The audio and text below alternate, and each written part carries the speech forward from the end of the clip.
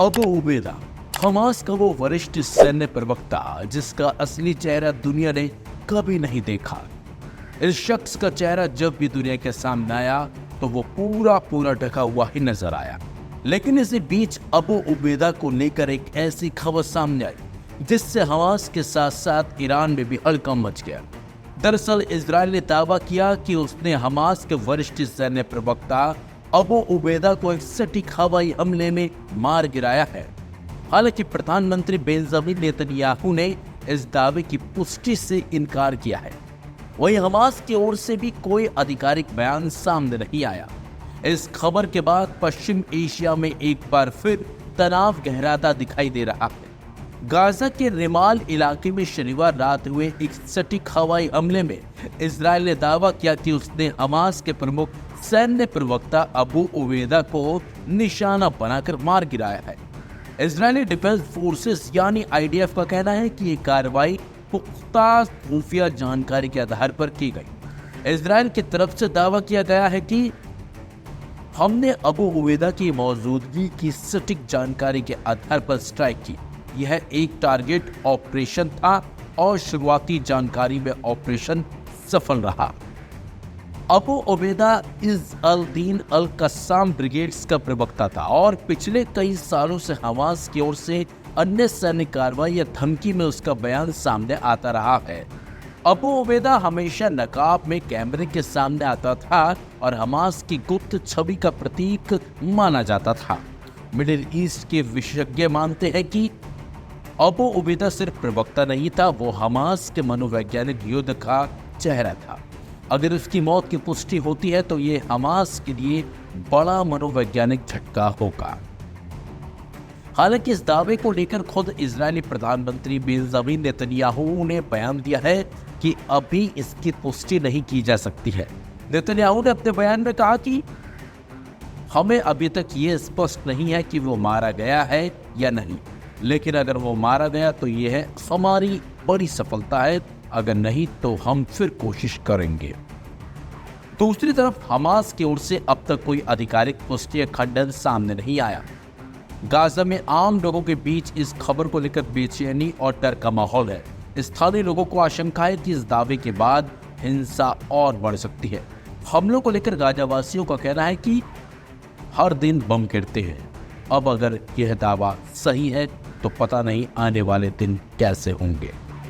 अबू उबैदा की मौत की खबर ऐसे समय में आई जब गाजा पर इजराइल की कार्रवाई तेज हो गई है और दोनों पक्षों के बीच संघर्ष थमने का नाम नहीं ले रहा।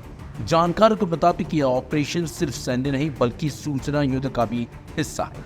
इंटरनेशनल विश्लेषकों का मानना है कि अगर हमास इस मौत को छिपाता है तो यह दर्शाता है कि वह मनोवैज्ञानिक प्रभाव से डरते हैं।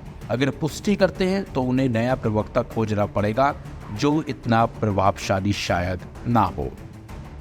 अबू उबैदा की मौत हुई या नहीं यह तो आने वाले दिनों में साफ हो जाएगा, लेकिन इतना तय है कि इस दावे ने एक बार फिर मध्य पूर्व में यानी कि मिडिल ईस्ट में तनाव को और ज्यादा गहरा कर दिया है।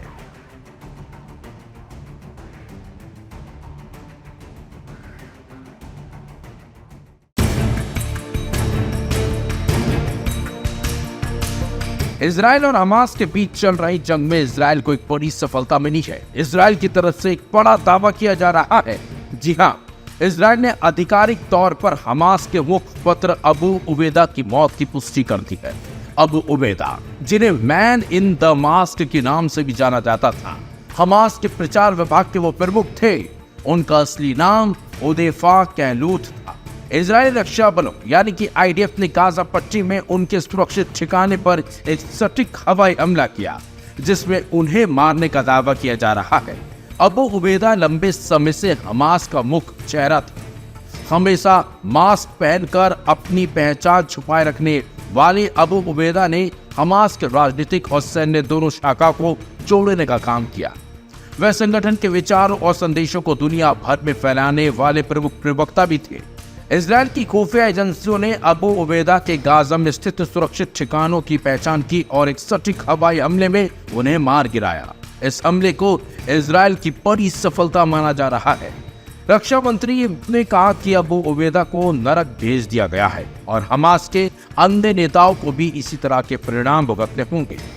अबू उबैदा की मौत से हमास के प्रचार तंत्र और संगठनात्मक क्षमता पर बड़ा असर पड़ा है। उनके जाने से हमास की राजनीतिक और सैन्य शाखाओं के बीच समन्वय प्रभावित हो सकता है। यह घटना हमास के लिए एक बड़ा झटका है क्योंकि वह संगठन के प्रभावी संचार के केंद्र थे। रक्षा मंत्री ने कहा है कि इजराइल हमास के खिलाफ कड़ी कार्रवाई जारी रखेगा। यह हमला संदेश है कि इजराइल अपनी सुरक्षा के लिए कोई भी कदम उठाने से पीछे नहीं हटेगा। हमास के अन्य वरिष्ठ नेताओं को भी इस प्रकार की कार्रवाई का सामना करने की चेतावनी देता। वहीं विशेषज्ञों का मानना है कि अबू उबैदा की मौत से हमास की रणनीति और प्रचार क्षमता कमजोर हो सकती है। साथ ही यह घटना गाजा क्षेत्र में तनाव को और भी बढ़ा सकती है। इजराइल की खुफिया एवं सैन्य ताकतों ने साफ संकेत दिया है कि वे हमास की कमान और नियंत्रण तंत्र को पूरी तरह से तोड़ना चाहते। अबू उबैदा की मौत ने गाजा पट्टी में जारी संघर्ष की गंभीरता को बढ़ा दिया है। इजराइल ने हमास के खिलाफ अपनी कार्रवाई को तेज कर दिया है और यह स्पष्ट कर दिया है कि वह आतंकवाद के खिलाफ कोई समझौता नहीं करेंगे। आने वाले दिनों में इस क्षेत्र में संघर्ष और बढ़ने की अब संभावना है। लेकिन आपको बता दें, जिस तरीके ने हमास पर बड़ा हमला इजराइल ने किया है, हमास भी कहीं ना कहीं अब इसका बदला लेने की फिराक में लगा होगा, क्योंकि हमास ने भी साफ कर दिया है कि वो इस हमले और इस बड़ी क्षति का जरूर अब बदला इजराइल से लेगा।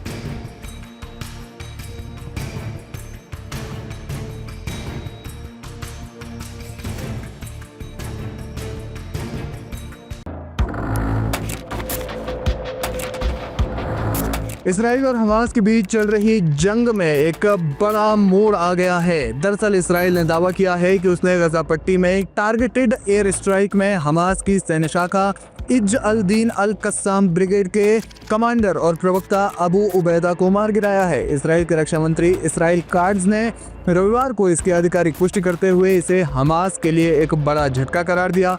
अबू उबैदा, जिनका असली नाम हुदैफा समीर अब्दुल्ला अल कहलूत बताया जाता है, साल 2007 से हमास के प्रचार तंत्र का एक प्रतीकात्मक चेहरा थे। उनकी मौत ने हमास के भविष्य को लेकर कई सवाल खड़े कर दिए हैं, जिसमें से सबसे बड़ा सवाल यह है कि क्या हमास अब कमजोर होकर खत्म हो जाएगा।